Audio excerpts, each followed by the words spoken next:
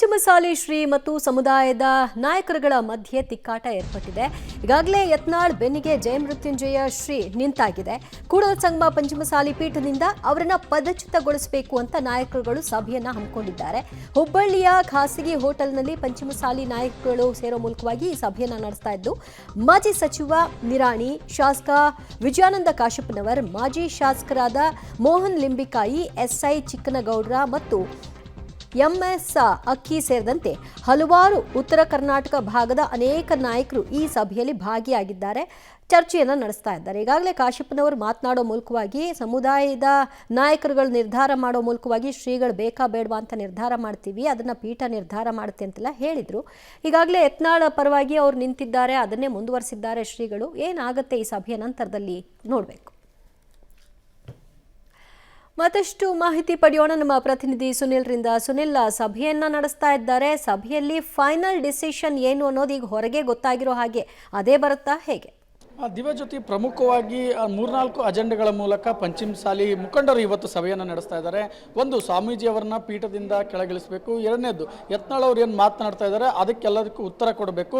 ಮೂರನೇದಾಗಿ, ಮತ್ತು ಯತ್ನಾಳ್ ಅವರ ಸ್ವಾಮೀಜಿಯವರ ಈ ಒಂದು ನಡೆಗೆ ಕಡಿವಾಣ ಹಾಕಬೇಕು ಅನ್ನೋ ನಿಟ್ಟಿನಲ್ಲಿ ಸಭೆ ನಡೀತಾ ಇದೆ. ನಾನು ಈ ಸಭೆಯ ಒಳಗಡೆ ಹೋಗುವಂತಹ ಪ್ರಯತ್ನ ಮಾಡ್ತಾ ಇದ್ದೀನಿ. ನೋಡ್ಬೋದು, ಈಗಾಗಲೇ ಉತ್ತರ ಕರ್ನಾಟಕದ ಬಹುತೇಕ ಜಿಲ್ಲೆಗಳ ಪಂಚಮಸಾಲಿ ಮುಖಂಡರು ಇಲ್ಲಿ ಸಭೆಯಲ್ಲಿ ಭಾಗವಹಿಸಿರುವಂಥದ್ದು. ಇಲ್ಲಿ ಕೆಲವೇ ಕ್ಷಣಗಳಲ್ಲಿ ಸಭೆಯ ಒಂದು ಅಂತಿಮ ಘಟ್ಟಕ್ಕೆ ಬರುತ್ತೆ. ಅದಾದ ಬಳಿಕ ಸುದ್ದಿಗೋಷ್ಠಿಯೂ ಕೂಡ ಇದೆ.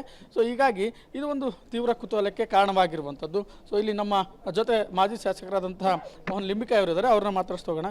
ಸರ್, ಸಭೆಯಲ್ಲಿ ಪ್ರಮುಖವಾದ ನಿರ್ಧಾರಗಳು ಇವತ್ತು ಹೊರಬರುತ್ತಾ? ಸಮಾಜದ ಬಹುತೇಕ ಪ್ರಮುಖರು ಮತ್ತು ಎಲ್ಲ ಪದಾಧಿಕಾರಿಗಳು ಬಂದಿದ್ದಾರೆ. ಅವ್ರ ಬಗ್ಗೆ ಅವ್ರಿಗೊಂದಿಗೆ ಸುದೀರ್ಘವಾಗಿ ಚರ್ಚೆಯನ್ನು ಮಾಡಿ ಏನು ಮಾಡಬೇಕು ಅನ್ನೋದ್ರ ಬಗ್ಗೆ ತೀರ್ಮಾನವನ್ನು ತಗೊಳ್ತೇವೆ. ಸರ್, ಯತ್ನಾಳ್ ಅವರು ತಮ್ಮ ಮೇಲೆ ಸಾಕಷ್ಟು ಆರೋಪಗಳನ್ನು ಮಾಡಿದರು, ಟ್ರಸ್ಟ್ ಮೇಲೆ ಆರೋಪಗಳನ್ನು ಮಾಡಿದರು. ಅದರ ಪರವಾಗಿ ಸ್ವಾಮೀಜಿ ಬೆನ್ನಿಗೆ ನಿಂತದ ಒಂದು ರೀತಿ ಗೊಂದಲದ ವಾತಾವರಣ.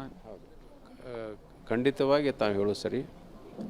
ಅವರು ಆಧಾರರಹಿತವಾದಂಥ ಆರೋಪವನ್ನು ಮಾಡಿದ್ದಾರೆ.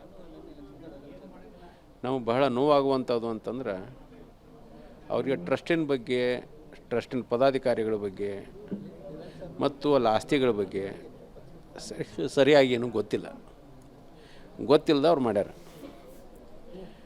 ಅಟ್ಲೀಸ್ಟು ಟ್ರಸ್ಟಿನ ಬಗ್ಗೆ ಮಾತಾಡಬೇಕಾದಾಗ ಟ್ರಸ್ಟಿನ ಅಧ್ಯಕ್ಷರದಾರ, ಕಾರ್ಯದರ್ಶಿಗಳದಾರ, ಸಾಕಷ್ಟು ಜನ ಪದಾಧಿಕಾರಿಗಳದಾರ.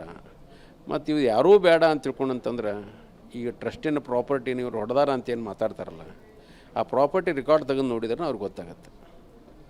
ಬಹಳ ನೋವಾಗಿರೋದು ಅಂತಂದ್ರೆ ಟ್ರಸ್ಟಿನ ಅಧ್ಯಕ್ಷರು ಪ್ರಬಣ್ಣ ಹುಣಸಿಕಟ್ಟಿ ಅವರು ಈ ಸಮಾಜದ ಸಲುವಾಗಿ 30-40 ವರ್ಷದಿಂದ ಹೋರಾಟ ಮಾಡ್ತಾಯಿದ್ದಾರೆ, ಸಂಘಟನೆ ಮಾಡ್ತಾಯಿದ್ದಾರೆ.